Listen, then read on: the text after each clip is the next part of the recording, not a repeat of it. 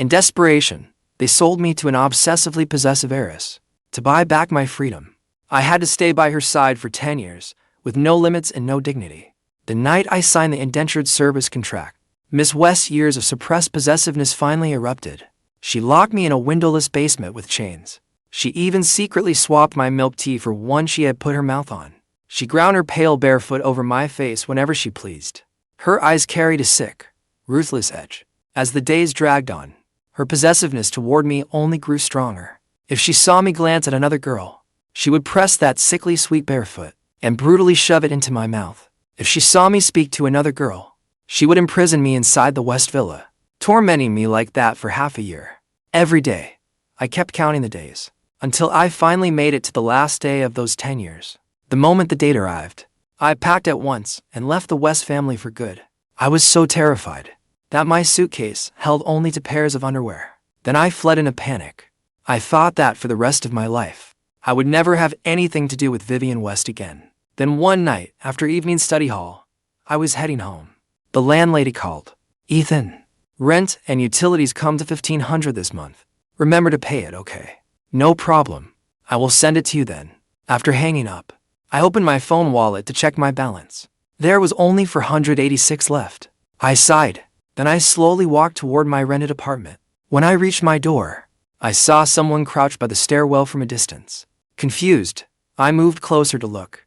It was the person I least wanted to see in this life. Vivian West. She was crouched on the floor, hugging her knees. Her face looked faintly exhausted. It seemed she had been waiting for a long time. I blurted out in shock. "Vivian West, what are you doing here?" She did not answer me. Instead, she grabbed my hand, her face dark as she kept murmuring, "I finally found you. Where on earth did you go? I have been looking for you for so long. Why did you leave me?" Furious, I shook off her hand. "What gives you the right to ask where I went?" "Vivian West, how the hell did you find this place?" The moment I pulled my hand away, Vivian West's eyes suddenly went unfocused. She still did not answer me. Seeing that she still would not speak, I took out my keys and got ready to go inside. I still needed rest. I had class tomorrow. Besides, the money I owed her family had already been paid off with 10 years of my life. "Ethan, I can't live without you. Come back with me. I promise I will not treat you that way again." "Go back? Back to that hell? Go away. I never want anything to do with you again." After saying that, I took out my keys without looking back and moved to open the door. I would have to be out of my mind to go back with her. I had fought so hard for a new life. I could not let her ruin it. But her next words froze me where I stood. "Ethan, if you will not come back with me, then the baby in my belly will have no father." In disbelief, I turned to look at Vivian West. Tears streamed down her face as she gently rubbed her lower belly. "What did you say? How is that possible? Didn't you use protection? How did you get pregnant?" "I do not believe it. I am not lying to you. I went to the hospital, and they confirmed I am pregnant. And you are the only person who has ever been with me. I know. I bullied you before. I caused you terrible harm. I am sorry. I will make it up to you properly. As long as you come back with me, I will agree to anything you ask." For the first time in her life, Vivian West lowered herself to beg. She was even willing to set aside her pride and dignity as the heiress. No matter what, she had to make him come back, even if she had to drag him home by force. She had grown used to the days when I was by her side. Maybe that was what people meant when feelings grew over time. I stared at her coldly. "What do you think you could possibly use to make it up to me? Money? Or something else? Only now you apologize. What a joke." "Too late. Go ahead and give birth to the child. I will take responsibility. But before that, we need to go to the hospital for an exam first. I need to confirm whether you are really pregnant." Hearing that, Vivian West's heart went cold. "You will not even give me the most basic trust. I really am pregnant, and I have the hospital test results to prove it." As she spoke, she took out a medical report and handed it to me. I took it, looked it over, and frowned. "I need to confirm it again. Go back and rest for now. Tomorrow morning at 10, I will wait for you at Central City Hospital. We will get the exam done together. Then will you come home with me? I want you by my side to take care of me. That would make me feel safer. We will talk after the results come out tomorrow." After saying that, I opened the door and went inside. Watching me leave so decisively, Vivian West felt unbearably lost and heartbroken. She drew a deep breath. Then she left, still unwilling to accept it. At 9:50 the next morning, I stood at the entrance of Central City Hospital, waiting for Vivian West. Soon, a black luxury car stopped in front of me. Vivian West stepped out. Today, her hair was tied back in a ponytail. A delicate bunny hair clip rested in her hair. She was wearing a white padded coat. When she saw me, her face lit up with a delighted smile. "You came." I looked her over calmly. "Let's check in first." Vivian West felt a little resentful. Why doesn't this guy care about me at all? He could at least ask how I am feeling. The hospital lobby was packed with people. It was only morning, yet the place was already crowded. We went to the right exam room. The two of us sat on the bench by the door, waiting for her number to be called. Vivian West spoke cautiously. Ethan, I want to say something to you. Can I?" Hearing her, I lifted my head and glanced at her. "Whatever it is, wait until after the exam." Vivian West's eyes dimmed at once. She bit her lip and said nothing more. After a while, it was Vivian West's turn to go in for the exam. Once the exam was done, all that remained was waiting for the results. About an hour later, I walked back into the exam room and asked the doctor about the results. The doctor studied the report carefully. For now, the fetus appears to be developing normally. All the indicators are within the normal range. Go home and make sure she gets plenty of rest. Come in for regular checkups on schedule. If she feels any discomfort, bring her in right away. Hearing the doctor, Vivian West touched her lower belly. An unreadable smile curved at the corner of her mouth. As for me, I held the test results with trembling hands. I read every line with painful care. I went over it again and again. Only then did I believe Vivian West really was carrying my child. The impossible had happened. My life was ruined. After we walked out of the exam room, Vivian West looked at me. "Ethan, you said you would take responsibility for me, right?" "Of course. You are carrying my child. If I do not take responsibility for you, am I supposed to take responsibility for some stranger?" Hearing that, Vivian West grew a little excited. More than that, she was relieved. He was willing to take responsibility. That meant everything after this would be much easier. "Then can you come back with me?" she asked me again. I frowned. "What are you talking about? How can I possibly go back with you? Are you trying to use the pregnancy to force me back to the West Villa?" "Forget it. No, that is not it. I just want you to take care of me." Vivian West hurried to deny it. "Do you not have servants to look after you? Why do you need me there?" I just feel you take better care of me." She looked like a child who had done something wrong. Even her words came out carefully, as if she were terrified of upsetting the man in front of her. I had no idea what game Vivian West was playing now. Why did I have to be the one taking care of her? She was supposedly pregnant. Would it really be any different if the servants cared for her? Seeing that I stayed silent, Vivian West spoke again, cautiously.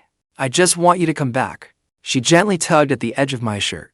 Her face was full of hurt and reluctance.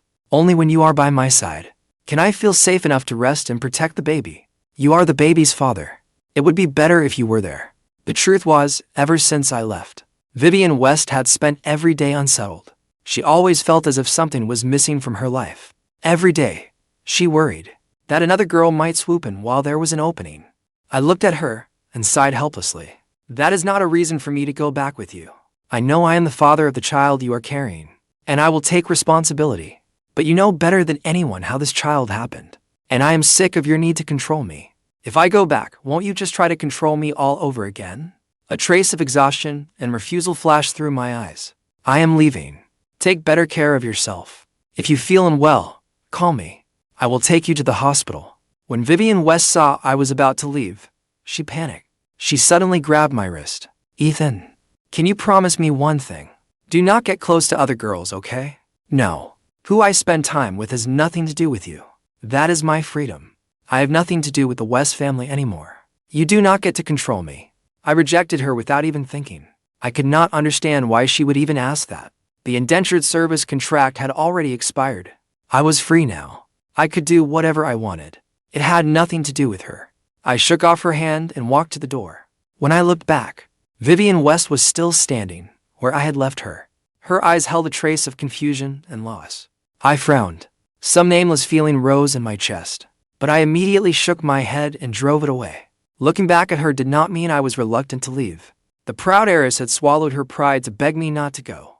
Did she truly want to make it up to me? I had served her for 10 years. I knew her almost inside and out. There was no way she would feel remorse. just because she had tormented me before. Walking down the street, I scanned my surroundings. I wanted to see if I could find steady part-time work. I had only one goal: make money. Once the baby was born, it would cost a lot of money, and right now, I still had no way to cover my rent. But I walked and walked, turning down street after street. I still could not find a part-time job that fit what I needed. Just as I was about to head home, my phone suddenly rang. I answered it. An angry voice came through from the other end. "I am Miss West's maid. Can you come keep Miss West company?" It sounded like the biggest joke in the world. Why would I keep her company? I barely have enough time for myself. Miss West is carrying your child, after all. Is this what you call taking responsibility? I gave a cold little laugh. I am responsible for the child, not for her. Miss West is the child's mother. Do you have any idea how painful giving birth is? I honestly feel indignant on Miss West's behalf. Go ask your Miss West how that child came to be. There are things you do not know, so I suggest you stop meddling. I am hanging up. Do not call me again. Wait, I am not finished. Miss West caught a cold. She has had a high fever since this morning, and she keeps calling your name. What? A high fever? What happened? Are you not her maid? How have you been taking care of her? What use are you? You cannot even look after one person. I was a little worried about Vivian West. Of all times, she had to spike a fever now. For fuck's sake, send me the address. I am coming over now. Following the location the maid sent me, I called a cab. Soon, I arrived at the West Villa where Vivian West was staying. When I saw her again, she was lying in bed. A cooling gel patch was pressed to her forehead. Her face was pale as paper. "Are you okay?" I walked to the bedside. Gently, I touched Vivian West's forehead. Vivian West opened her dazed eyes. When she saw it was me, she grew visibly excited. It seemed making herself sick on purpose had worked perfectly. "Ethan, you came." She tried to sit up, but I pressed her back onto the bed. "Do not get up. You still have a high fever. How did this happen? Did I not tell you to take care of yourself? So, how did you end up with a fever this bad?" "I am sorry. Maybe last night, while I was sleeping, I accidentally kicked the blanket off. You still have not fixed that habit. You are almost a mother now. I know, but without you taking care of me, how am I supposed to? How am I supposed to change?" Cough, cough. Vivian West coughed a few times.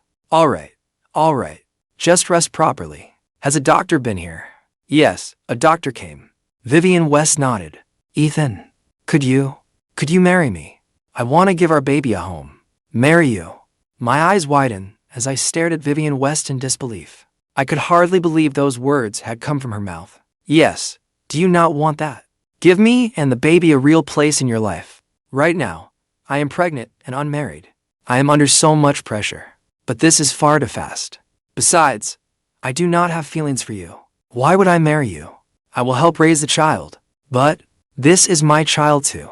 Do you want the baby born into a broken home?" A broken home. I fell into a heavy silence. Wasn't that exactly the kind of place I grew up in? My mother was a gambling addict. My father died when I was young. It was just me against the world. Long ago, I had sworn that my own child would be born into a better life. Now it seemed that only by marrying Vivian West could the baby have a complete family. But marrying her was clearly impossible. The contradiction tore me in two. "Does your family know you are pregnant?" "Not yet." Vivian West slid her hand out from under the blanket. "What happened to your finger?" I looked in confusion at her bandaged finger. A faint medicinal smell drifted from beneath the gauze. Vivian West lowered her lashes and murmured softly, "At noon today, I wanted to make food that tasted like yours, but I accidentally cut my hand. It bled a lot. Don't you have servants at home? Can she not cook?" "It is not that. She cannot make food that tastes like yours. Only I have seen how you make it, so I tried to do it myself. I did not expect to cut my hand." I sighed helplessly. "Is the wound serious? Do you need to go to the hospital?" Vivian West gently shook her head, showing the cut was not deep. "Can you come take care of me? For the baby's sake." After saying that, she bit her lip lightly. Then she tugged the blanket up, hiding half her face. "Fine, then. But I cannot come all this way every day to take care of you. How about this? Move in with me. That way, it will be easier for me to look after you, and you can focus on the pregnancy with less stress." When Vivian West heard that, the corners of her mouth, hidden beneath the blanket, curved into a knowing smile. "You are mine. You cannot escape." Ah ha ha ha ha. That cut was worth it. Of course she knew exactly what kind of man Ethan Blake was. As long as she grabbed hold of his weakness, the heiress could easily play him like a fiddle. Can I really? Then, when should I go to your place? Vivian West put on a look of disbelief. She asked again, confirming what I had said. This afternoon. I will come pick you up then. You rest for now. I am going home to get the room ready. All right, then. Vivian West looked a little disappointed, but I paid it no mind. After I got home, I started cleaning out the room next door. First, I cleared out the clutter. Then I wiped every corner carefully with a damp cloth.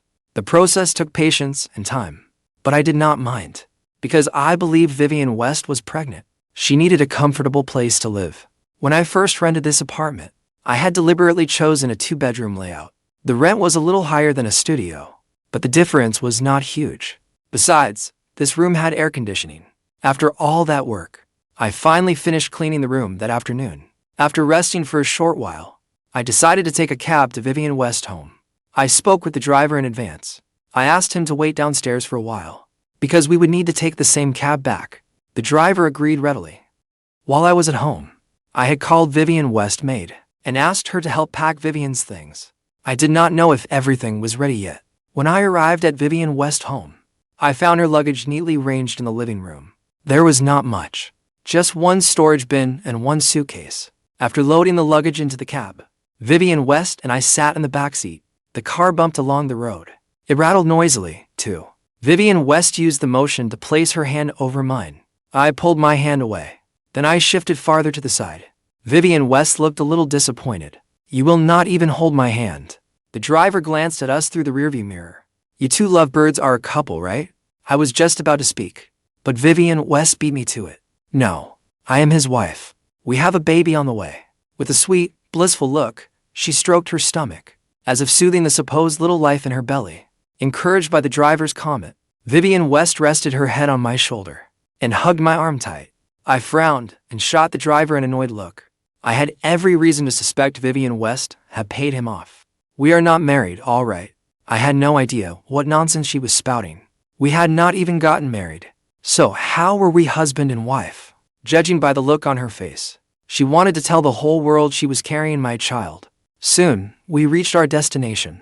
I paid the fare for both trips. But just my luck. The landlady was lounging on a bench, lazily sunning herself. I carried the storage bin and pulled the suitcase past her with my other hand. Vivian West followed behind me. When the landlady saw us, she teased. Well, Ethan, is this your girlfriend? I have not seen her before. Hello. Yes, I am his girlfriend. I am moving in with him today. And you are? I am the landlady here. This young man found a girlfriend this fast and already brought her home? You have a bright future, kid. Oh, you're the landlady. You look so young. Please look after us from now on. When the landlady heard Vivian address her so sweetly despite her age, the landlady could not have been more pleased. Oh, stop it. I am already getting on in years. I grabbed Vivian West by the wrist and pulled her forward. Sorry about that. Sorry to bother you. We will get going now. Ethan, learn from your girlfriend. She sure knows how to sweet talk. Unlike you, making me sound old every time you open your mouth. In the elevator, I let go of Vivian West's wrist. Ethan, you hurt me. Vivian West frowned, rubbing the reddened skin on her wrist. I was deeply impatient. Can you stop saying whatever you want? First you call yourself my wife. Then you call yourself my girlfriend. What exactly are you trying to do? Vivian West looked at me with wounded innocence. Is that not true? We are a couple, and we agreed we would be family someday. My mood soured instantly. Who said I wanted to be a couple with you? Who said I would marry you? Dream on. We were already a couple in high school, and now I am carrying your child. If we do not get married, do you want our child to be branded illegitimate? Like hell. Who was a couple with you in high school? We were pretending. It was only to help you deal with all that trouble. You think I wanted that? If not for the debt, why would I give a damn about you? You know better than I do how this child happened. I would stay single forever. I would die out on the street. I would jump from here before I ever married you. You are lucky I did not report you. A couple. Marriage. For fuck's sake. You've got to be kidding me. After I said it, for some reason, my chest felt strangely light. It was the first time I had cursed her out, and it felt damn good. Years of resentment poured out in that one moment. If not for the child, I would tell you to get as far away from me as possible. You think I would let you stay in my home? Stop wasting my time. I am telling you. I swear to God, I don't want to see you at all. If you want to see the child, then come see it. If not, then get out. Damn it, you still want to make it up to me. With what? For fuck's sake. Do you really have no idea what you have done? Vivian West stood frozen after being cursed out. Her face darkened. Her emotions were painfully tangled. After that cathartic outburst, the pressure in my chest eased a lot. It felt incredible. The old elevator rose slowly. It creaked and groaned the whole way up. Vivian West did not say a word. She knew she had no ground left to argue. As for me, I leaned my head against the elevator wall and watched the view outside. When we reached my floor, I carried the things out of the elevator. Vivian West stood there as if her feet were glued to the floor. I turned and glanced at her. What is wrong with you? Hurry up and get out. The elevator doors are closing. Oh, she murmured softly. Then she stepped out cautiously. I moved the luggage into the room and wiped the sweat from my forehead. Here, you can sleep in this room. I will sleep next door. I have already cleaned it. There is a wardrobe inside. A vanity too. All the basics. Vivian West walked in and quickly scanned the room. She found that, aside from the slightly small bed, the limited space, and the somewhat worn wardrobe, everything else was fairly decent. I will get you a blanket and sheets. I still have some in my room. I will make the bed for you in a minute. Soon, I came back carrying a stack of blankets and sheets. Returning to Vivian West's room, I spread them out with quick, practiced movements. Vivian West stood quietly to the side. As she watched me bustle around, her thoughts slowly drifted away. She remembered the time the two of them had spent at the West Villa. Back then, he had focused on every task the same way. He completed each one with careful attention. Although this was his home now, and the surroundings had changed, his serious, diligent manner was exactly the same. I laid a thick quilted pad across the bed, enough to hold back the city's bitter winter cold. Nights here were especially cold. The temperature dropped far below daytime. If you still feel cold, turn on the heater. The remote is on the desk. My voice broke through Vivian West's thoughts. Just then, my phone started ringing. I glanced at the phone on the table. I will take this call first. You can unpack your things. I picked up the phone and went into the living room. It was my good friend, Caleb Quinn. Hey, what is it? Caleb got straight to the point. I found you a part-time job. You would be a private tutor. I heard your grades were great in high school, so I thought this would be perfect for you. So, are you in? I agreed without even thinking. After all, I was desperately short on money. Once Caleb heard me agree, he gave me a quick rundown of the job. The employer lived downtown. It was not far from where I lived now. I could walk there in about 20 minutes. The employer had a daughter in high school. Her name was Mia Hart. She needed a math tutor.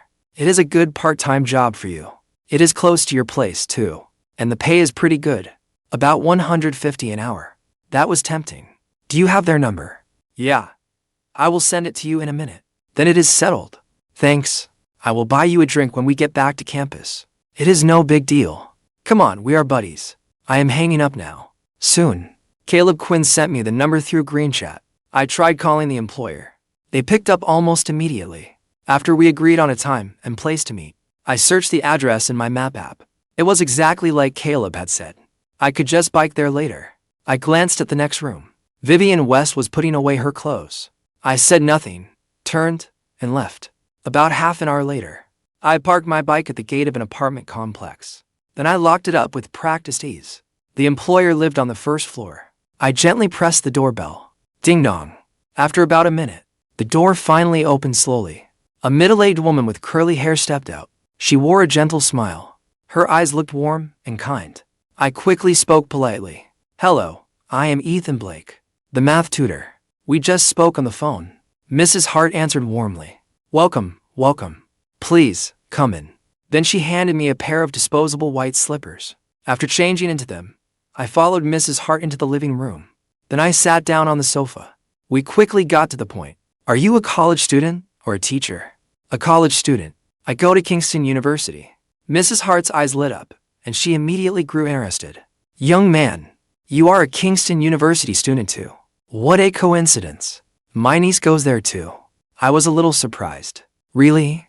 That really is a coincidence. Then what did you score in math on your college entrance exams? Let me see what you are capable of. The math section was out of 150. I scored 135. To prove I was telling the truth, I took out my phone and pulled up a screenshot of my exam results from that year for her to see. Mrs. Hart looked at the score in the screenshot. A satisfied smile appeared on her face. You are quite impressive. Young man, wait here for a moment. I will go get my younger daughter. She is studying in her room. Before long, Mrs. Hart brought out a girl of about 17 or 18, and they sat down on the sofa. This is my younger daughter, Mia Hart. She is a high school sophomore. Her grades are decent in other subjects, but math is really her weak spot. I see. A lot of students are like that. I will teach her the study methods that worked for me. They should definitely help her. Then could we do a 1-hour trial now? Of course, I will pay you for it. I glanced at the time. No problem. Then let us start now. Inside Mia Hart's room, I was teaching her math. Her comprehension was decent. Her foundation was the problem. But with the right approach, her grades would improve sooner or later.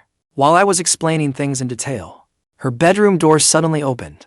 A girl who looked almost exactly like Mia Hart appeared in the doorway. Who are you? Why are you in my house? Mia Hart quickly explained. Sis, this is the tutor Mom hired. The girl nodded in sudden understanding. I was wondering who it was. Then I will let you two get back to it. I will not disturb you. She politely withdrew from the room. I was curious. Was she the one who went to the same university as me? Mia Hart picked up her pen, thinking as she explained. That was my sister. Her name is Maya Hart. She goes to Kingston University. I heard you do too. Doesn't that mean you could see each other on campus every day? Not necessarily. There are tens of thousands of students there. The chances of running into someone are tiny. Even if we had met, I might not remember. Anyway, enough of that. Let us keep studying. 1 hour later, Mia Hart stretched lazily. My neck is killing me. How was it? Could you understand my explanations? She nodded. Pretty well. You explained things much more clearly than my old teachers. For a lot of the harder, confusing parts, you have your own way of making them make sense. You are welcome to come again next time. Mrs. Hart was there too. After hearing her daughter's praise, she looked even more satisfied. All right, then. That is enough for today. Come every weekend from now on. 3 hours a day. How does that sound? No problem. I agreed without hesitation. I had nothing to do at home anyway. I did the math. 1 hour was 150. 3 hours made for 150. Today's would be 900. Thinking it over, that was more than a week of waiting tables and washing dishes at a restaurant would pay. Meanwhile, Vivian West was restless at home because she had realized I was not there. Vivian West had no idea where I had gone. Her mind started spiraling into wild thoughts. Where did he go? Has he abandoned me? The home without him felt lonely, bleak and cold, as if all life had drained out of it. The home without him became strangely quiet. A suffocating dead silence pressed in. Vivian West's heart sank with it. A nameless fear surged through her. She began to panic, afraid I had suddenly vanished again. She called my name again and again. Her voice was thick with tears. She remembered what I had said to her that afternoon. She could not help fearing I truly meant to leave her. The moment that thought appeared, Vivian West felt her heart being torn apart. Her sobs grew louder, more and more broken, as if she were the only person left in the world. I knew none of this. By the time I got home, it was already night. The apartment was completely dark, pitch black. Normally, if Vivian West was home, the lights should have been on. I turned on the living room light. She was not in the living room. After a moment of thought, I knocked on Vivian West's bedroom door. She did not answer, but a faint sound came from inside. So that meant she had not left the apartment. She was in her room. Then why would she not open the door? Had something happened? I turned the handle and slowly opened the door. The room was pitch black. Vivian West. I called her name. Still, there was no response. This was strange. She was clearly in the room, yet she would not answer me. Had something gone wrong? I was completely baffled. With a crisp click, a dim light barely lit the room. Shreds of paper covered the floor. Clothes had been thrown everywhere. The entire room was a wreck, chaotic and ruined. I did not see Vivian West in the room. Then what was the sound I had heard? Had I imagined it? I had no idea what was going on. Carefully, I picked up the clothes from the floor and placed them on the bed. Ethan, You finally came back. I missed you so much. Vivian West's voice suddenly rang out behind me, ice cold. I was so startled I stumbled back several steps. Her head was lowered. In the gloom, I could not see her face clearly. What is wrong with you? What happened? Why is the room such a mess? Then I noticed the scissors clenched tightly in her hand. The blades glinted coldly. I swallowed hard. I was afraid she might do something dangerous. Vivian West slowly raised her head. Those black eyes, that calm expression, sent a thread of fear through me. Where did you go? I remembered leaving for the interview, without telling Vivian West. At the time, I had only glanced at her. I had something to do, so I went out. I forgot to tell you. The more I thought about it, the more wrong it felt. I wasn't hers. Why should I have to tell her anything? Did she still think she could play the heiress with me? Was I supposed to report my every move to her? Absolutely not. But she was pregnant now. Pregnancy could make emotions unstable. To keep her from getting violent and doing something dangerous, I tried to calm her down, especially since she still had scissors in her hand. I found a part-time job. I really need money right now. What kind of part-time job? I have money. I can give you as much as you want. Tell me where you went. Why do you smell like perfume? Did you go see another woman? What? How could that be possible? I stared at her, stunned. Does she have a bloodhound's nose? How is her nose that sharp? I tried to make up some excuse and brush it off. What perfume? I do not smell anything. Maybe it is your own perfume. I did not wear perfume today. Where exactly did you go? Vivian West seemed to snap at some hidden trigger. Slowly, she pointed the scissors at me. Ethan smells like perfume. He must have been pressed close to some shameless little homewrecker. That crushing fear of losing him drove her even closer to madness. Ethan, are you still not going to tell me the truth? I love you so much. How could you go to another woman? How could you do this to me and our baby? Staring at the bright silver scissors before me, panic flooded my chest. At the same time, I felt utterly helpless. I did not know why Vivian West was always like this. Always suspecting me. Always misunderstanding me. No matter how much I explained, she never seemed willing to believe me. This had happened so many times already. Back then, and even now. She always suspected I would betray her, even when I was clearly innocent. But now, she was no longer the heiress giving orders, and I was no longer her servant. I did not think I had to endure her baseless suspicion anymore. Facing Vivian West's interrogation, I decided not to stay silent. I told you, I really want to find a part-time job.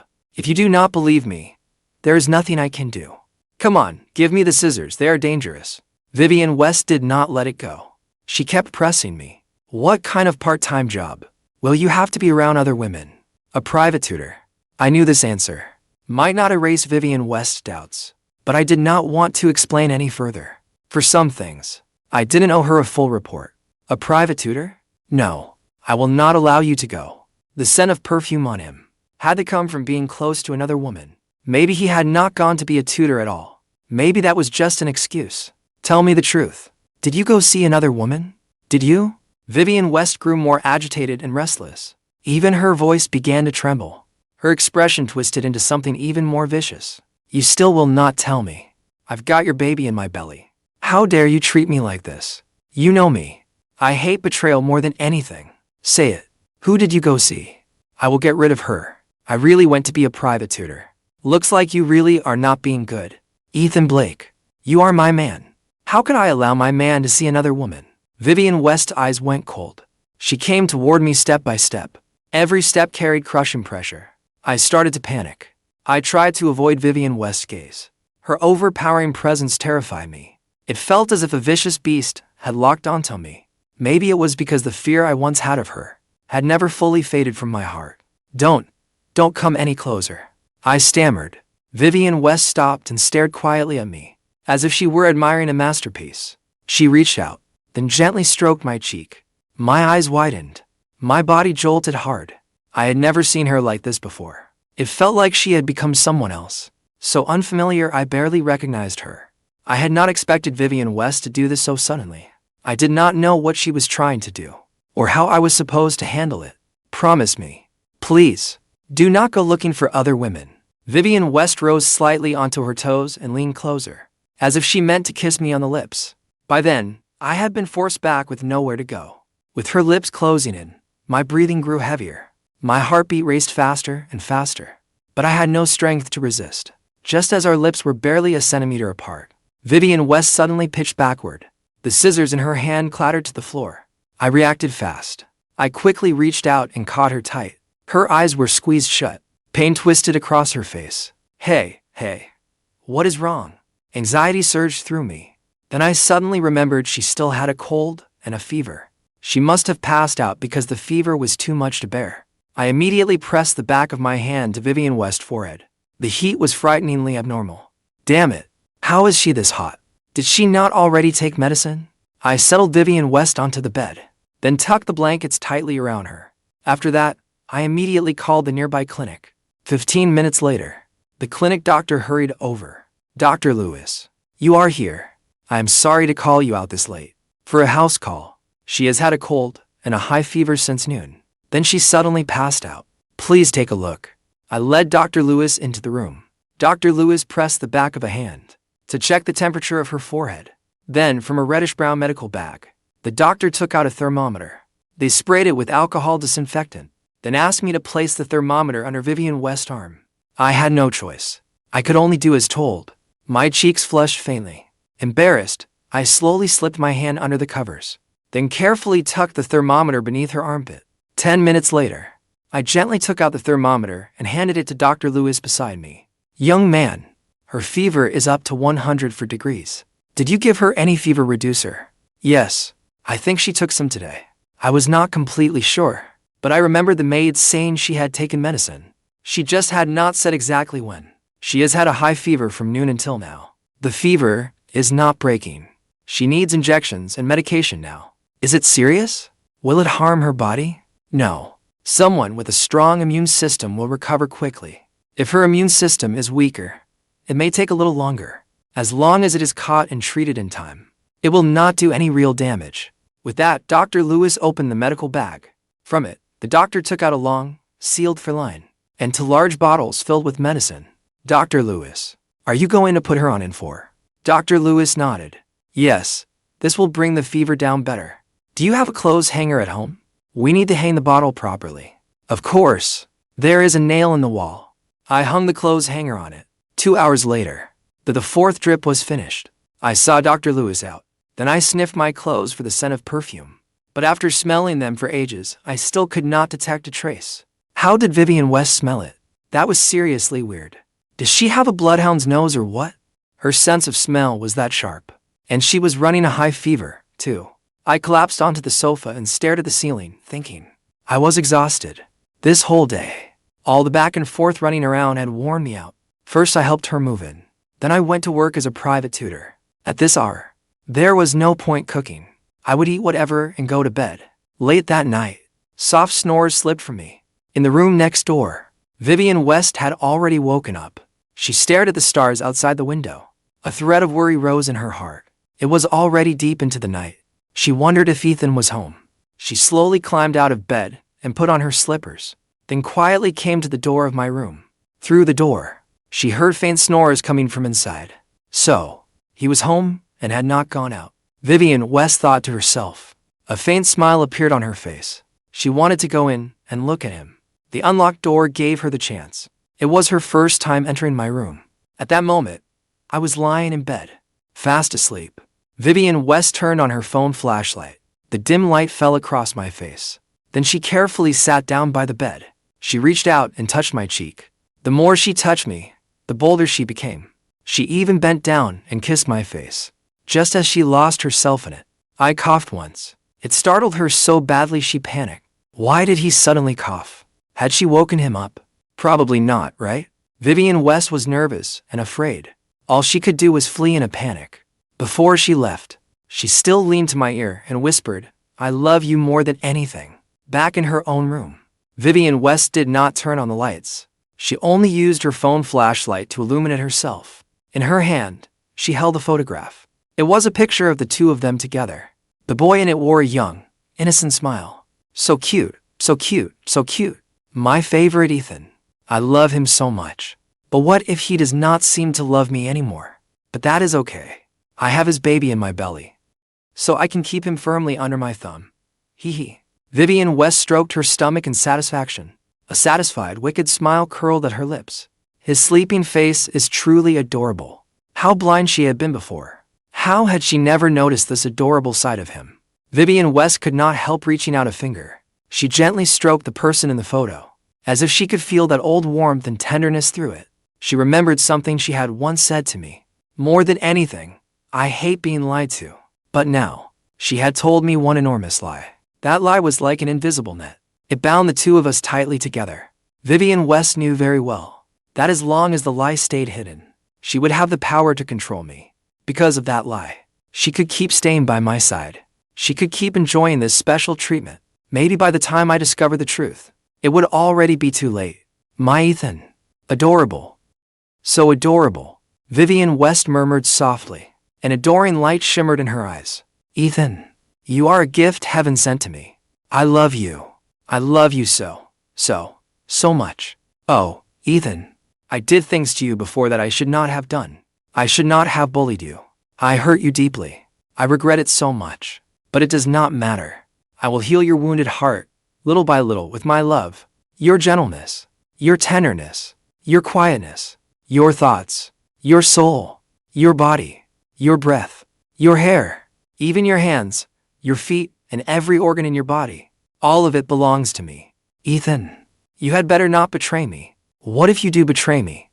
Then I will break your hands, cut off your feet, turn you into a cripple. I will put you in chains and keep you beside me. You will stay with me forever. No one can stand in the way of our happiness. If anyone dares to try, I will make sure she becomes a cold corpse. Ethan, we are going to be happy. Vivian West lifted the photo high. She tilted her head up and stared fixedly at the person in it. Behind her, her shadow curved into a smile that sent a chill down the spine. At 6 the next morning, I got up. The moment I lifted the blanket, the chill hit me. Morning had come. I wondered if Vivian West was awake yet. I quietly opened her door. Seeing she was still asleep, I carefully closed it again.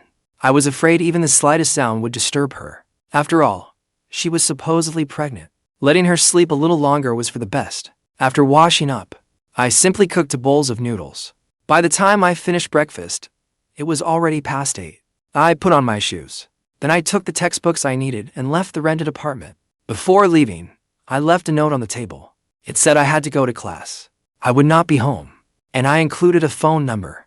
By the time Vivian West woke up, I had already gone to school. When she saw the note on the table, a faint smile touched her face. So he went to school, which meant he had gotten into college. Should she be happy about that, or unhappy? The truth was, Vivian West was unhappy. Compared with high school, college seemed to give him far more chances to meet other women. She sank into thought again. Was there any way to stop Ethan from going to school? Maybe she should break his legs. Then she could keep him locked at home with her forever. Or maybe break his hands. Then she would be the only person he could depend on. But if his hands or feet were broken, what if it hurt? He was terribly afraid of pain. But maybe that did not matter. As long as she held him in her arms and comforted him, then surely it would not hurt anymore. Her. That idea was pretty damn good. Of course, that would be a last resort. After all, she did not like the idea of a broken Ethan either. If she really crippled his hands and feet, how would he travel and go shopping with her later? Thinking this, Vivian West walked into the bathroom to wash up. But she could not find any toiletries of her own. Had Ethan forgotten to prepare them? On the shelf were only my toothbrush and cup. She glanced at them. Then a wicked grin spread across her face. Since it was his toothbrush, why could she not use it? They were going to be husband and wife anyway. So there was nothing wrong with a wife using her husband's toothbrush, right? After brushing her teeth, she used my towel to wash her face. As if all of these things already belonged to her. She used them freely, without the slightest hesitation. The bowl of noodles on the table had gone cold. Vivian West picked up the pot and reheated them. Then she could not wait to take a bite. That familiar taste. She began swallowing the noodles in big mouthfuls, savoring this rare, precious flavor. It had been so long since she had tasted noodles I made. Vivian West ate with obvious delight. Soon, she finished the entire bowl. For the rest of the time, all she had to do was wait for Ethan to come home. Meanwhile, inside the university library, Caleb Quinn and I had come to look up materials. We found a place to sit, but a girl was already sitting beside the spot. To avoid any misunderstanding, I asked her in a low voice, "Excuse me. Hi there. Can we sit beside you?" There are no other seats. The girl slowly lifted her head. When her gaze landed on me, surprise appeared on her face. At the same time, I realized I was wearing the same startled expression. The girl in front of me was Maya Hart, my tutoring student's older cousin. We looked at each other. Then, in perfect sync, we both said, "It's you." What a coincidence. I can't believe I ran into you here. Yeah, it really is a coincidence. What are you doing at the library? Oh, I came to look up some materials. What about you? Did you just get here too? Maya Hart shook her head. No, I have been here about half an hour. I was reading this book. As she spoke, she held up the book in her hand, so I could see the cover clearly. The bold title Psychology jumped out at me. I could not help asking curiously, "Are you a psychology major?" Maya Hart gave a soft laugh and shook her head again. No, I am just interested in it. Do you know much about psychology? I shrugged. Not really. That stuff might as well be gibberish to me. Our quiet murmuring caught the librarian's attention. Students, please stop talking. You are disturbing the other students. The librarian's warning made us both shut up at once. Half an hour later, I found the materials I needed. Then I lightly nudged Caleb Quinn's arm with my elbow. Have you found yours yet? I am done. Caleb Quinn nodded. Found it ages ago. Hearing that, I turned to Maya Hart. Then I will head out first. Maya Hart looked a little surprised. That soon? I only came to find some materials. Of course, it was quick. Maya Hart nodded. Then let's leave together. I am getting a little tired of reading too. The three of us left the university library together. But once we reached the entrance, Maya Hart waved goodbye. Then she walked off in another direction. Caleb Quinn looked at me curiously. Who is she? You know her? How should I put it? Sort of. She's the older cousin of the student from that tutoring job you set me up with. Damn, she is that pretty? If I had known, I would not have handed it to you. I would have gone myself. Then I would have met her first. Fine, I will buy you a drink. I still owe you for recommending that part-time job. Come on, we are buddies. Just buy me a Coke. Not far away. Vivian West quietly made a call. Miss West, I saw a girl walking with Mr. Blake. What? Who is she? Vivian West could not sit still anymore. Why was another woman rushing to her death? I do not know her. They seemed to be walking very close together. Did you get a clear look at her? No, they were a little too far away. The photo on my phone is a bit blurry. Keep watching Ethan from me. If another woman gets close to him, report it immediately. After hanging up, Vivian West gripped her phone tightly. Anger burned in her eyes. Ethan was getting more disobedient by the day. In the blink of an eye, evening came. After evening study hall, I planned to go home. But Caleb Quinn stopped me. So, are you coming or not? Come pull an all-nighter tonight. We do not have class tomorrow morning. An all-nighter? I hesitated, then still shook my head. Forget it. I had better not go. Something is going on at home. What could you possibly have going on? Don't you live alone? If you are just going to be bored at home, come hang out with me instead. I really cannot go. I did not know how to explain it to him. What was I supposed to say? That I had gotten some girl pregnant? No. Saying that out loud would be insane. There really is something at home. That is it. I am leaving first. I grabbed my books and hurried out of the classroom. Once I left the classroom building, I took out my phone and checked it. The screen showed more than a dozen missed calls. One glance, and I knew they were from Vivian West. What the hell is she doing? I was in class, and she called me nonstop. If my phone had not been on silent, it would have driven me insane. I called Vivian West back. Hello, did you need me for something? Why did you call me so many times? Vivian West's coy, spoiled voice came through the phone. I did, Ethan. When are you coming home? I miss you so much. I am still at school. I will be back soon. Hey, Ethan, when you come back, can you buy me some sour fruit chews and chips? I suddenly really want them. The sour fruit chews are fine. But you are pregnant right now. Eating too many chips can't be good for you, right? But I just want them. Just a little, okay? I really could not argue her down, so I had no choice but to agree. Fine. I will see if any shops have them. Wait for me at home. There happened to be a Miller's Snacks nearby. I could go there and buy them. She had called that many times, just because she wanted chips and sour fruit chews. I was honestly speechless. She could have at least sent a text. When I arrived at Miller's Snacks, there were only a few customers inside. I picked up a basket. Besides the brand Vivian Westlake, one shows a few other bags of chips too. Then I walked over to the cooler. Just as I reached for the last bottle of orange juice, a fair, delicate hand suddenly reached for it too. Our eyes met in an instant.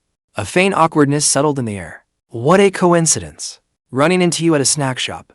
When I saw it was Maya Hart, I smiled.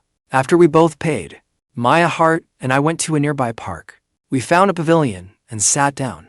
There was a large lake in the park. Moonlight shimmered across the water, making it look especially bright. Ethan Blake, can we be friends? I glanced at her. Of course. It never hurts to have another friend. Besides, I had a pretty good impression of Maya Hart. She seemed like a girl with real character. A few snowflakes drifted down from the pitch-black sky and settled on the branches. It is snowing.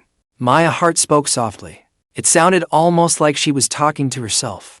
Snowflakes fell one by one onto her smooth hair. She lifted her face toward the sky. A faint sadness and loneliness showed in her eyes. Ethan Blake, could you just listen to me? I want to tell you something from the heart. I know we have not known each other long, so this is a little sudden. If it makes you uncomfortable, I do not have to say it. It is okay. Go ahead. I was curious what she would say. Ethan Blake, do you know the pain of losing your family as a child? Do you know what that feels like? Hearing those words, I froze for a moment. Then my heart sank straight to the bottom. Of course I do. Ever since I was little, my mother was a gambling addict. Whenever she lost money, she beat my father and me. She gambled away everything in our home that had any value. Sometimes, after drinking herself into a rage, she would whip me with a leather whip. My father would shield me with his own body, taking my mother's brutal beating from me. But in the end, my father could not endure her abuse anymore. He chose to drink pesticide. I lost the only person in this world I loved most. My father would never come back. As I spoke, my eyes turned red. Tiny tears broke free. Luckily, I managed to hold myself together. I didn't want to break down crying in front of someone else. Do you need a tissue? Maya Hart pulled out a tissue and handed it to me. Thanks. I took the tissue and wiped the tears from the corners of my eyes. Missing my father made me hate my mother every moment of my life. Actually, I am almost the same as you. When I was little, human traffickers sold me to a family. But my adoptive parents treated me terribly. They either beat me every day or refused to feed me. When I was 17, my aunt brought me home. She also gave me a new name. I pulled my emotions back and looked at her in surprise. So the woman I met that day was your aunt? Yes. Mia is my cousin. My parents are gone. The day they brought me home, I thought I would finally see my parents. But all I saw were their gravestones. My aunt told me my parents had searched for me every day. Then an accident happened, and they lost their lives. I am sorry. I did not know how to comfort Maya Hart. The two of us poured our hearts out to each other. It was as if we had found a safe harbor for our pain. At last, the grief inside us had somewhere to go. The snow fell harder and harder. So we left the park. I invited Maya Hart to a roadside stall and bought her hot milk. The night air was bitterly cold.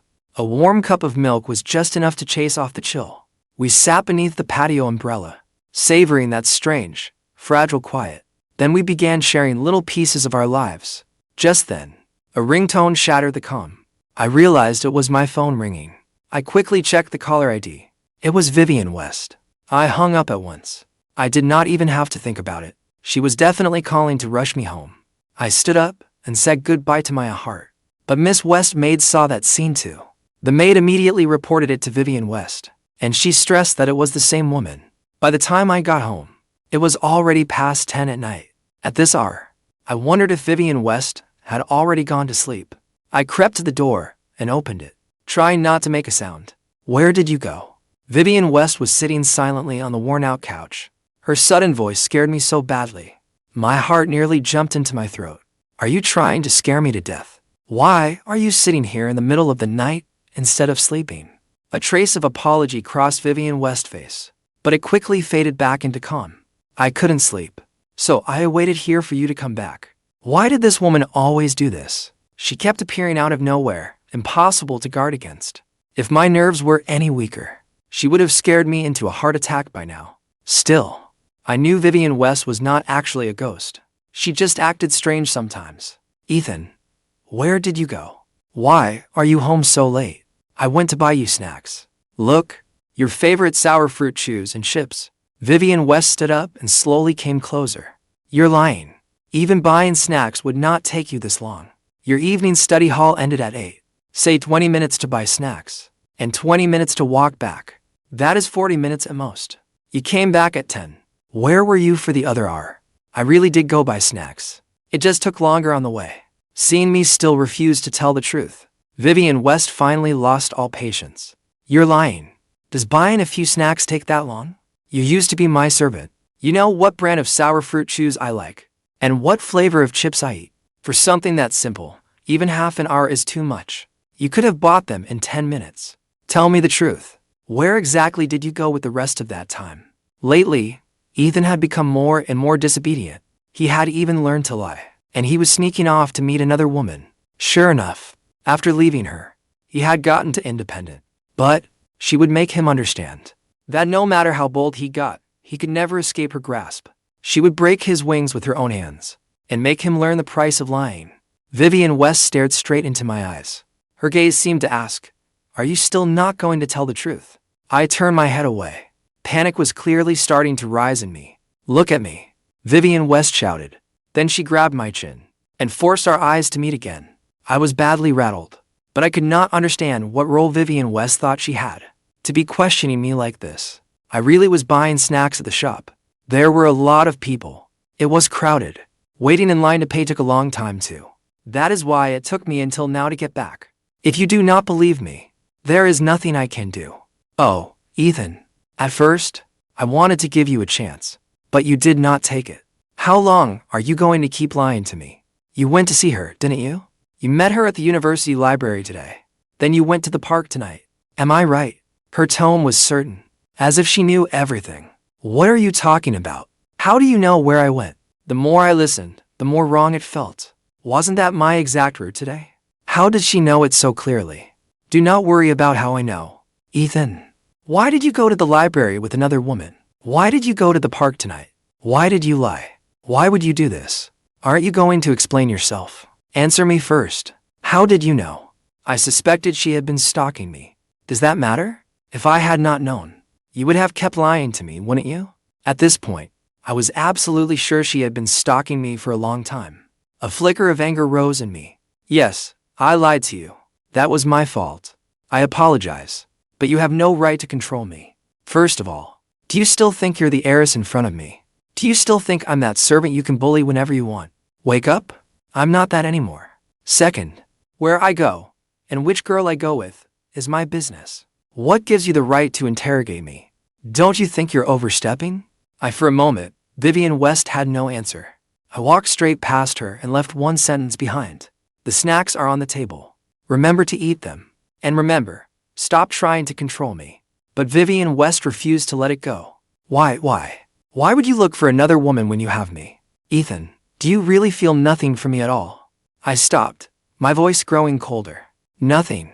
After the way you bullied me. After the way you humiliated me. What feelings could I possibly have for you? Am I supposed to enjoy being abused by you? Sorry, but I'm not your punching bag. Hearing that, Vivian West Hart felt like it was being torn apart.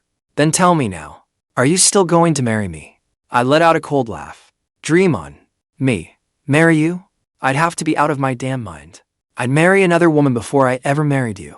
Then will you have children with another woman someday? Without hesitation, I said yes. Those few short sentences were the last straw. Vivian West's pupils unfocused slightly. Her emotions finally broke loose. She rushed forward and clung to me tightly. No, do not leave me. I am begging you. Please do not go looking for another woman, okay? I cannot lose you. I love you so much. I am clearly the one who loves you most. Why would you give up on me? I am the one worth loving. Me. Tell me, did that homewrecker seduce you? Did she? Tell me, was she the one who seduced you? Was it her? Say something. I forced myself out of her grip. Stop calling her a homewrecker for no reason. She did nothing to you. You are defending her. Do you like her? Think whatever you want. As soon as I said that, the phone in my pocket rang. I pulled it out on instinct. It was an unfamiliar number. I had never seen it before. Who is calling you? Is it that woman? Vivian West spoke through clenched teeth. Her eyes blazed with fury, as if they meant to swallow me whole. I turned away impatiently. It has nothing to do with you. At that, Vivian West's face went deathly pale. She murmured under her breath, "You forced me." Then she grabbed the folding metal chair beside her and smashed it hard into the back of my head. There was a loud, brutal bang.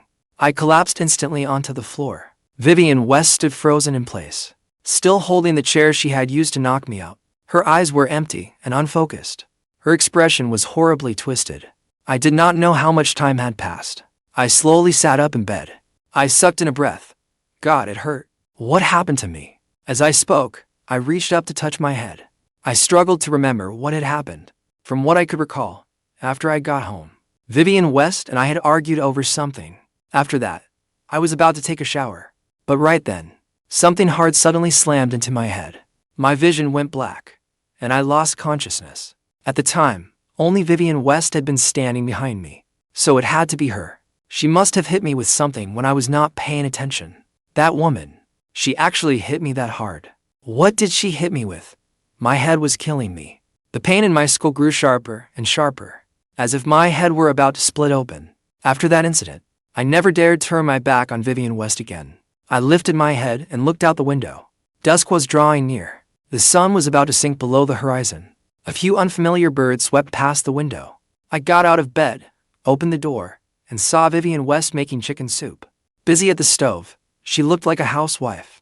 Slices of ginger, scallions, goji berries, red dates, all kinds of herbs, plus a little cooking wine. Let me think. What else am I missing?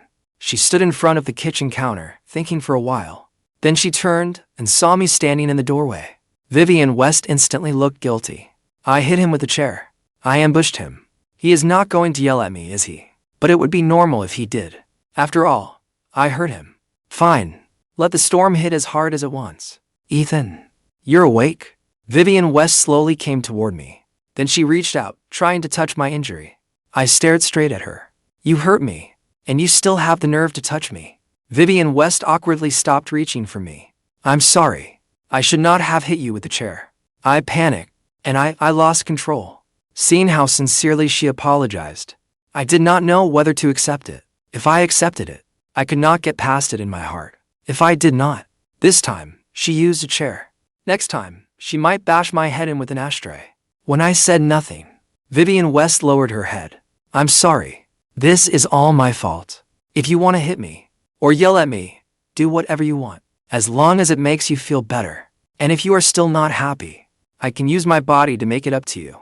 I still did not speak. I stood there motionless, like a statue. What is going on?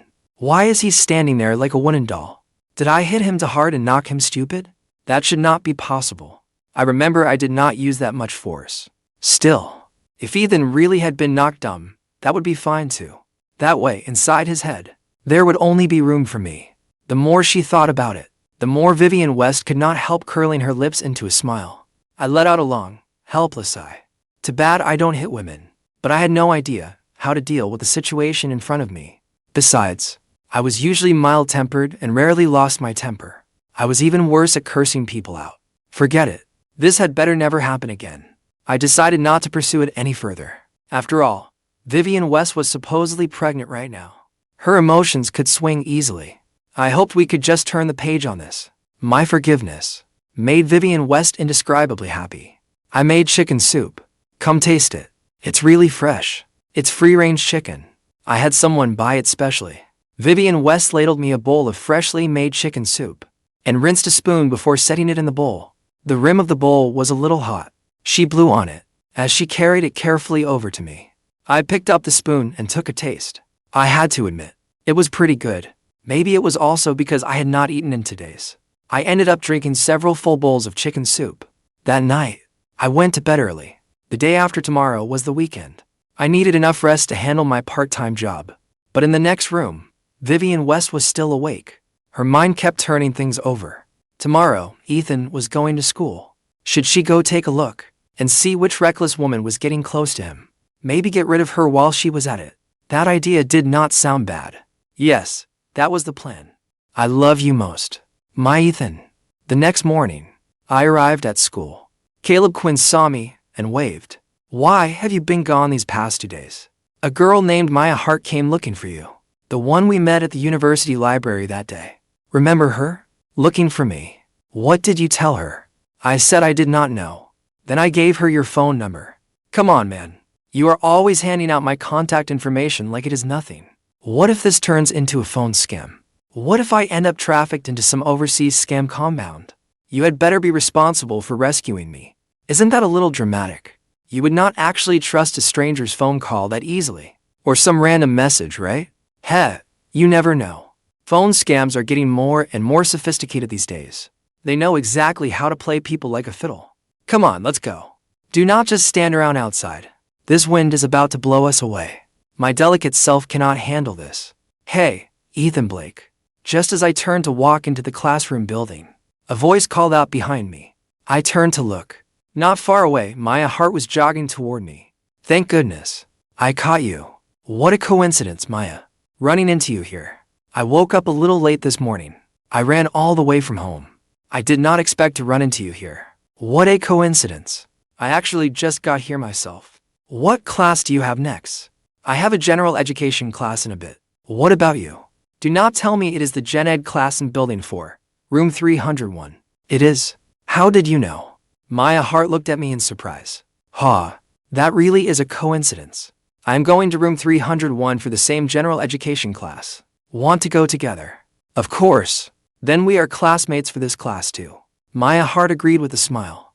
Beside us, Caleb Quinn looked completely confused. He could not help leaning close to whisper in my ear. When did you two get so close? The corner of my mouth lifted slightly. We are friends. Isn't this perfectly normal? Meanwhile, back at the rented apartment, Vivian West suddenly opened her eyes. She checked the time. 9 in the morning. Oh no. She had overslept. She quickly got out of bed. She changed into the black clothes she had prepared in advance. Then she added a black baseball cap and a face mask. She looked at herself in the mirror. No matter how she looked at it, this outfit made her look like she was going to catch him cheating. But then again, she was going to hunt down that homewrecker. She grumbled inwardly. Then she pulled a collapsible baton out from under the bed. She had bought it on purpose. She had not expected it to come in handy today. At 9:30, Vivian West arrived at the university gate. The campus was huge. Finding Ethan would not be easy. If she wanted to save time, searching the classroom buildings was obviously the best choice.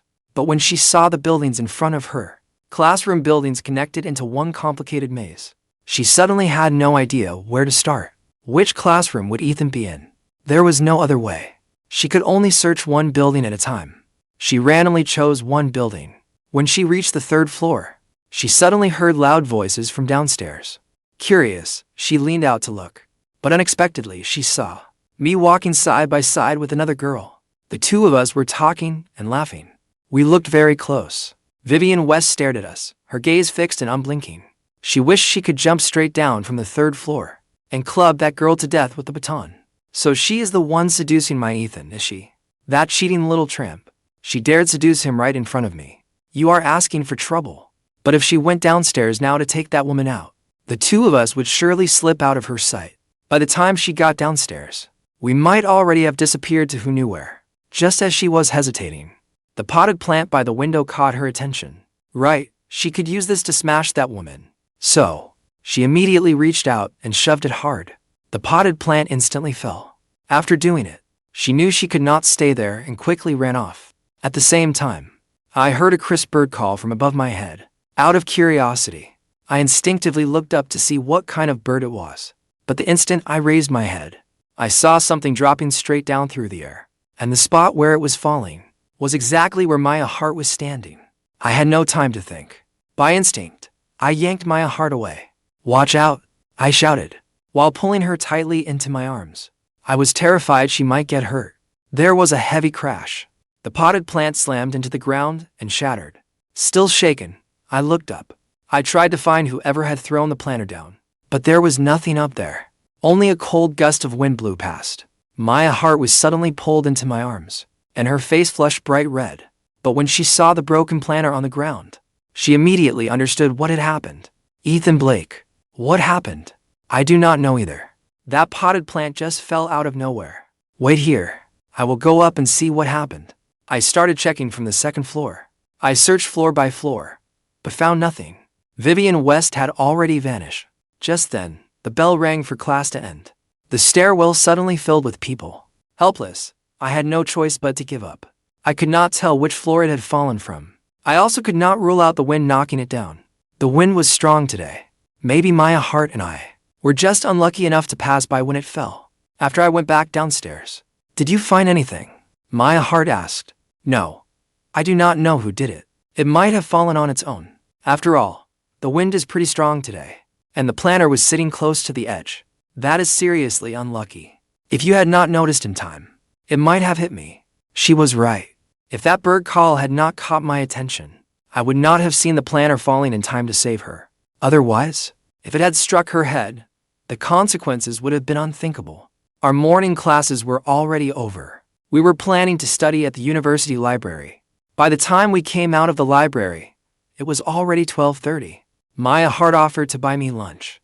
She wanted to thank me for saving her life. I tried to refuse, but in the end, Maya Hart was too warmly insistent to refuse. So I had no choice but to accept her invitation. I know a new restaurant nearby. We can eat there. Meanwhile, Vivian West was wandering aimlessly around the university. It was her first time on this campus. Although she had plotted how to get rid of that woman, there had not been the slightest commotion at school so far. Normally, if an accident happened on campus, it should have caused some kind of stir immediately. But right now, there was no sign of anything. Was it because that woman had not been taken out? What rotten luck. Even that did not kill her. She had thought she could use the accident to do the dirty work. Apparently, she had been too optimistic. Dressed all in black, she drifted silently through the campus. When she reached the entrance of the library, her gaze locked onto me at once, and she immediately recognized Maya Hart beside me. So it was just as she had thought. She was still alive. She had not been crushed to death. Lucky her, but not this time. You got away once. Do you think I will let you get away again? Vivian West lowered her head and pressed her cap down tight. With a clear target, she approached the two of us, and I noticed her too. Someone in black clothes and a black cap was walking straight toward us. She pulled out a collapsible baton and advanced step by step. I could tell something was wrong. Those eyes? I felt like I had seen them somewhere before. Then suddenly, a name flashed through my mind. Vivian West. My eyes fell on the baton in her hand. Her deliberate disguise made her hard to recognize. But she could not hide those eyes. What the hell was she trying to do? This was a school. How could she bring a dangerous weapon like that baton onto campus? That was illegal. She could get arrested for this. Maya Hart, I have something urgent to deal with. I have to go. I immediately turned and walked toward Vivian West. This woman never gave me a moment's peace. What are you doing? Why did you bring a weapon to school? Are you out of your mind? I grabbed her wrist tightly, but her gaze stayed fixed on Maya Hart without shifting at all. Could her target be Maya Hart? This was a school, and she still wanted to hurt someone. Had she lost her mind? Ethan, that bitch is the one who seduced you, right? I am going to kill her. No one gets to steal you from me. Give me the baton. It is dangerous. No. At least let me get rid of that woman first. I won't let any woman who tries to steal you live. What are you talking about? Listen to me. Give me the weapon. I will take you home. No, I am not going home until that woman is dead. She wants to steal you from me. Do you understand? She wants to take you away from me. If you leave, what am I supposed to do? Are you insane? Do you even know what you are trying to do? This is a crime. A crime, do you understand? As long as I can get rid of the woman in my way, I do not care about anything else. She was crazy. She had to be completely insane. She was not even afraid of the law. The Vivian West in front of me seemed no longer like the Vivian West I knew. She was a full-blown lunatic. The madness in her eyes grew stronger and stronger. Then she suddenly broke free of my grip and charged straight at Maya Hart. Madness swallowed her mind. All she wanted was to kill the homewrecker in front of her. She did not care about the consequences. I rushed up and grabbed her from behind. Calm down. Can you use your head for once? This is a school.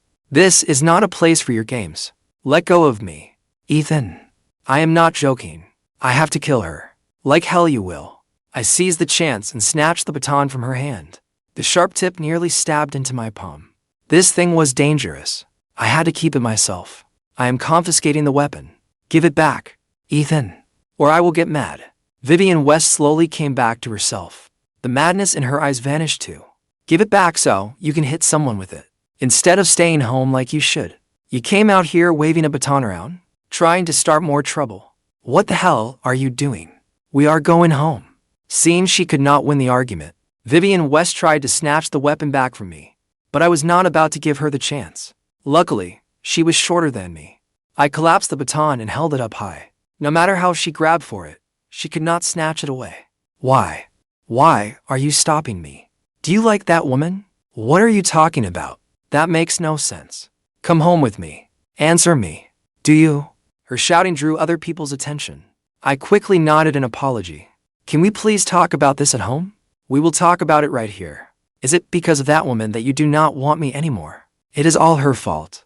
It is her fault, all her fault. If she did not exist, we would be so happy. I have to get rid of that woman. Soon, Vivian West spiraled back into madness. Enough. She and I are just friends. Let us go home first. We will talk at home. Liar. You two were acting like a couple right in front of me. And you call that friendship? I am your girlfriend. But behind my back, you flirt with other girls. How could you do this to me? Vivian West wanted to use public opinion to pressure me with the crowd and force me to give in. Sure enough, just as she had expected, the people around us started whispering, "What a cheating jerk. He has a girlfriend, but he is still flirting with other girls. He is openly cheating right in front of everyone, for fuck's sake. That guy has no shame. Right in front of his own girlfriend. He is getting that close to another girl. What a piece of trash." I did not respond to those muttered comments, because I knew these people did not know the truth. They had simply been fooled by Vivian West's performance. Vivian West kept playing the victim. In front of everyone, she wore a pitiful expression, the kind that made people feel sorry for her. Helpless, I lowered my voice and begged her to stop. Can you stop making things up? By then, the situation was obvious. Everyone had taken Vivian West's side.